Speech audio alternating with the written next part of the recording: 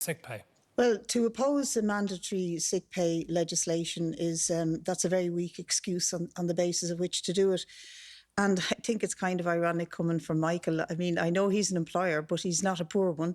He's very well off indeed, as is his brother. So to oppose it on the basis of there are a number of employers who can't pay up, I think, as I say, is a weak excuse. And there probably are some, particularly in the crisis, but in normal times, if businesses open and they can't afford to treat workers properly, then they probably shouldn't be in business, because it's not just about their lives, it's also about the lives of workers. But an important point to make here is that we are an outlier in Europe. We are the only country without a mandatory sick pay scheme, and it has shown to be fatal. I read somewhere today that in 2012, the Troika pleaded with Ireland to impose a mandatory sick pay scheme on all employers, not for the employees' reasons, but because it makes good fiscal sense.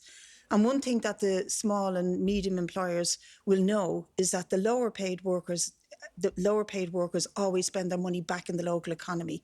So they're bound to gain from being able to keep them to be able to keep them on board, and to allow them to be out sick. So I think a mandatory sick pay scheme at this stage is absolutely essential. Peter, is it not very important, given that we want 19 situations? There is support there for COVID-19 situations. Not enough people are aware that they have it, but there's another backdrop to that, and that is the type of contract they have.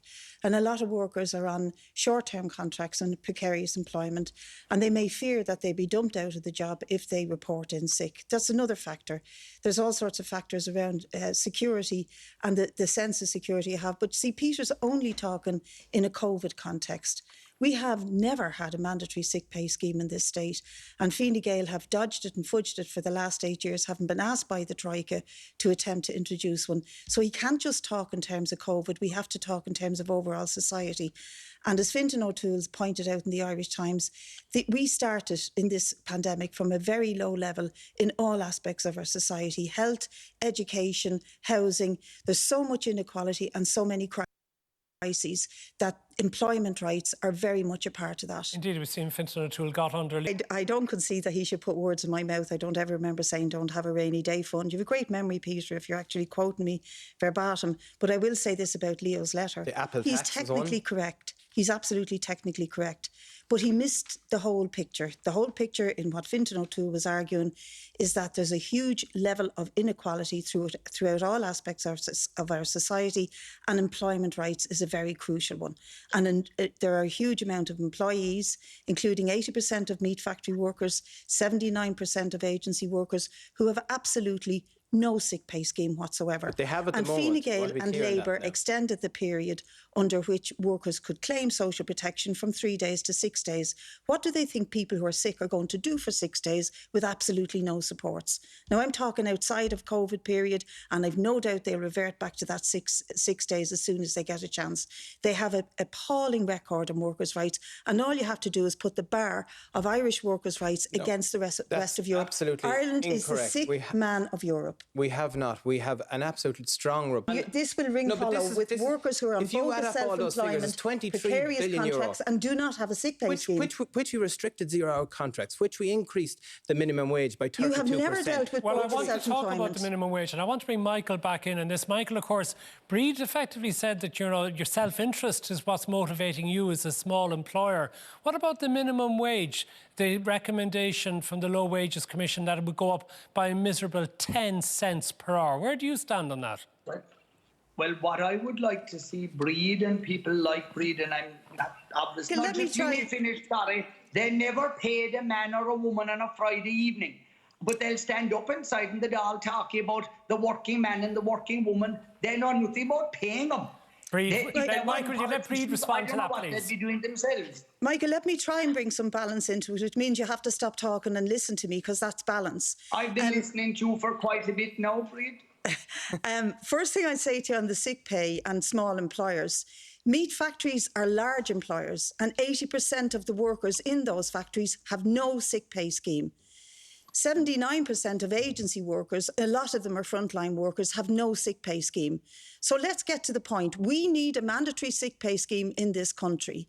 And if there are small employers who are pinned to the collar and can't manage it, then maybe we can look at state supports. Maybe you could amend the bill for the small shopkeeper that you're talking about in Kerry.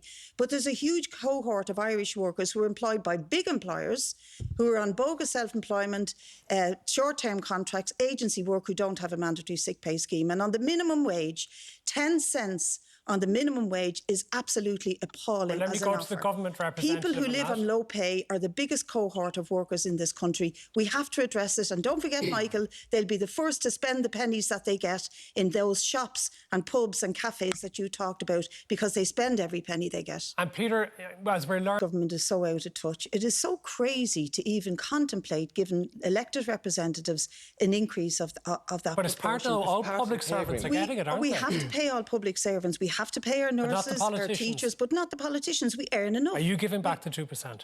I won't be taking it. I don't know what the mechanism is about how you don't take it. But as it is, I earn or I take home the same as a bus driver, because we made that commitment to the electorate that we take the average industrial wage.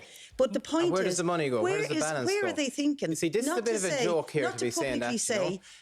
But where does the money go, Bríd? Sorry, I didn't interrupt you. You're making a statement there that's not correct. I didn't interrupt you. You're getting annoyed now. You're getting annoyed because you know you're telling a lie. I'm not getting annoyed. Other than, would you ever please listen to me? Or Matt, could you make me listen to me? What is the situation? You say you take the average industrial wage, but where does the rest of the money go to? Does it go back to the state? No, it goes into a solidarity fund, which we use to give money to the Debenhams strikers or bus strikers, whomever we're out supporting campaigns in the local community. And is that published? But why are the politicians who are sitting beside me now trying to defend the move that's been made, not actually coming out and saying, Bríd's right, they shouldn't be taking the pay increase? Well, I want to go to Michael Haely-Rae in the interests of